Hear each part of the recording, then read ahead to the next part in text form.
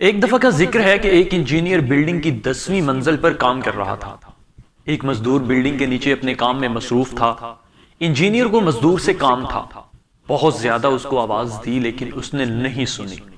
Engineer نے جیب سے 50 روپے کا نوٹ نکالا اور نیچے پھینکا تاکہ مزدور اوپر کی طرف متوجہ ہو جائے، لیکن مزدور نے نوٹ اٹھا کر جیب میں ڈالا اور اوپر دیکھے بغیر اپنے کام میں مصروف ہو گیا۔ دوسری دفعہ انجینئر نے 100 روپے کا نوٹ نکالا اور نیچے پھینکا کہ شاید اب کی بار مزدور اوپر کی طرف متوجہ ہو جائے۔ مزدور نے پھر سے اوپر دیکھے بغیر نوٹ جیب میں ڈال دیا۔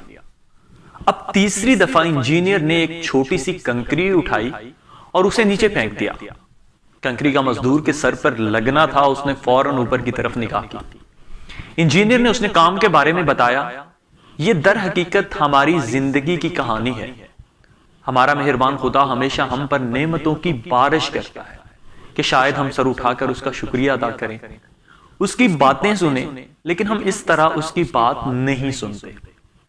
لیکن جو ہی کوئی چھوٹی سی مشکل پریشانی یا مصیبت ہماری زندگی میں آتی ہے، ہم فوراً اس ذات کی طرف متوجہ ہوتے ہیں۔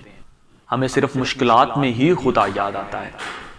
بس ہمیں چاہیے کہ ہر وقت جب بھی پروردگار کی طرف سے کوئی نعمت ہم تک پہنچے، فوراً اس کا شکریہ ادا کریں۔